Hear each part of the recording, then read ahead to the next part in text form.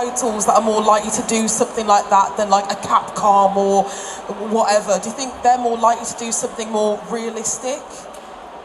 I really think it's quite a mixed bag, because on one hand, AAA have higher budgets to make longer, more in-depth games. However, like some of them, if they don't have the right writing team, they're not able to go anywhere with it. Whereas some of the best sort of horror games I've played don't have amazing, like, they haven't sold well. Like a lot of indie horror especially, indie horror is a flip of the dice. Either you're about to play the most amazing game that's going to change your life, or you'll be like, I can't believe I spent £10 on that. And like sometimes, like, don't get me wrong, I love a bit of cheap horror. I love a bad game, I really do. It's quite enjoyable to have a laugh while you're playing it and you see like the bad glitches and stuff. But I would say I think it's more common in these small indie like games and stuff, because they're trying to push out the content very quickly, and they're shorter games as well, there's a smaller experience for a modern gamer. That's when they tend to have a bit more of a rushed presence for like writing women. For like a good example, I'm sorry I'm talking so much, but a really good example is Fears to Fathom, which is an amazing franchise, and some of those games are very, very fun to play, and it's kind of based on real events. Like it's painted like you're reading back a Reddit story of what someone's gone through. But one of the Fears to Fathom games is you're playing as a woman and you're trapped, or you're going away for a weekend with your friend, but your friend is so madly in love with you that he'll do anything to be with you, and that's the threat, is this man that you think is your friend that clearly only wants to be your friend to get with you, and that's a reality for a lot of women as well. But the way it's painted, because Fears to Fathom games are very short, under an hour gameplay, because it's so rushed through, and it does feel like you're just reading back another woman's like Reddit post of talking about this issue she's had with like this stalker. It doesn't really touch on why is he acting like this. There's no real depth to it, so it does become a bit glorification-wise. I think it's, again, as you said, it's very mixed bag, because actually I thought a really good story was Mouthwashing, was Anya's story. That I felt was really well written for a woman kind of character. You know, you had that motivate, you could see her kind of, how it impacted her. I thought that was a really well written story that had a lot of real life themes kind of coming into it.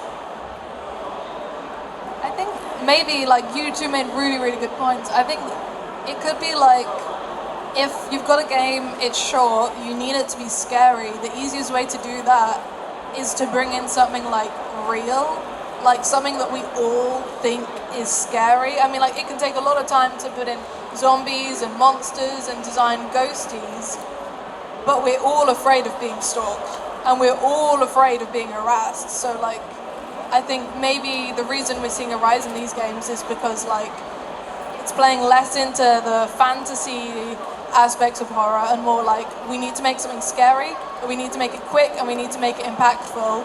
We're gonna go real instead. 100%. There's something in horror movies, I'm a massive horror fan, called like social horror. So it's real world situations mixed in, and that's what we're starting to get with these AAA titles, aren't we? But even then, kind of, I know this isn't gaming, but going back to the original Halloween, that was a stalker. That was a stalking killer going for Laurie Strode. So actually those elements, even though that's all the way back in like the 70s, 80s, kind of were prevalent, and that was actually, again, that crux of that story. If I may, just touching on the movie topic especially, going back to like, again, this is like 70s, 80s horror, the Alien movies, not a lot of people realised what was so disturbing about the body horror is the fact that they've admitted that the alien, the xenomorph, the face huggers, everything is very representative of like a forced pregnancy, and it's inflicted on men, and a lot of men have felt uncomfortable while watching the movies, and they don't always realise why, because it's not a conscious thought to them. But a lot of women have seen like the similarities between how the face huggers reproduce and how it's a bit like, it's very forced, it's almost a sexual horror, but it's not painting it in like this glorifying light, and instead you've got this strong female that's pushing through it. And I think that, like, even though it is grounded in realism and has a fantasy aspect, I think Alien was really groundbreaking for when it came out. 100%. I've seen so many people speaking about that online, especially like women, then people are like, that's not true. No, it wasn't. And it's like, yes, it was. But being in the community yourself, like doing cosplay and gaming, what is it like talking about horror games, playing horror games online? What's it actually like? I think for me it's really easy because I'm very autistic and this is very much my special interest. So I could, if it was just me up here, I'd let you sit through 2 hours of me talking about horror games easily. But I think, for me, when I cosplay women from horror, I don't have any of my body confidence issues. Even now, like I'm wearing a mini skirt and a crop vest, and like normally I'd be like hugging over myself while I'm walking around. But it's something about like I get a bit of blood on me, I get some like dirt and grime on my face, my makeup gets to be messy, I get to be free with it. And I'm cosplaying these strong women and I almost feel very relaxed and natural while I'm doing it.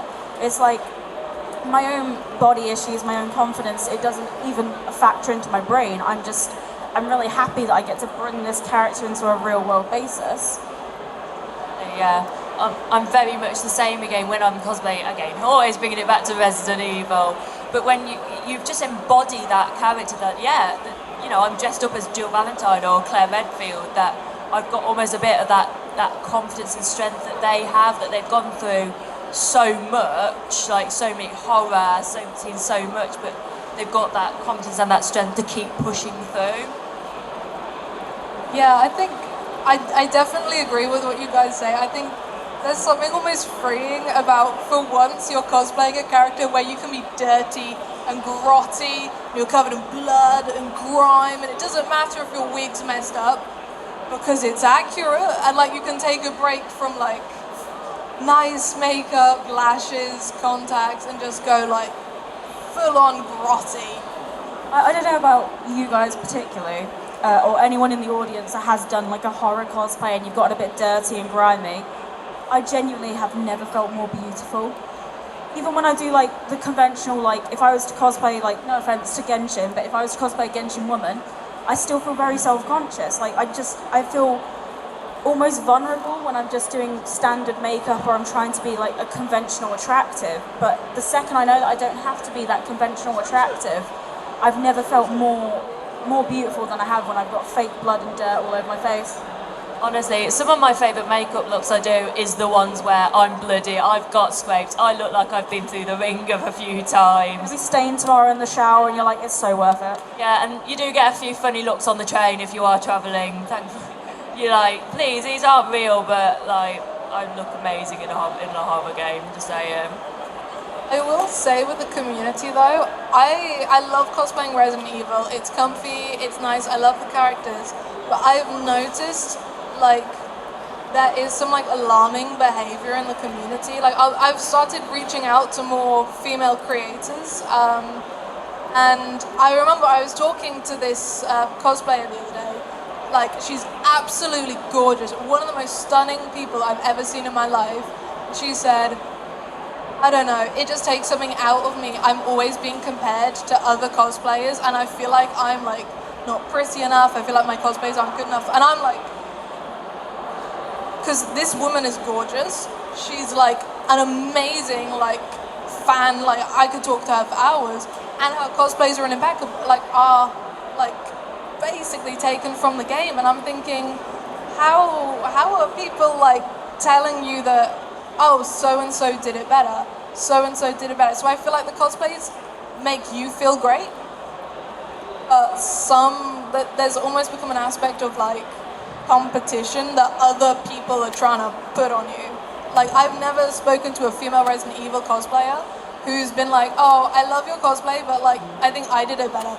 Never in my time in the community has that ever happened, but I have had people come up to me and say, oh, I really like your Rebecca Chambers, but so and so did it better. Yeah.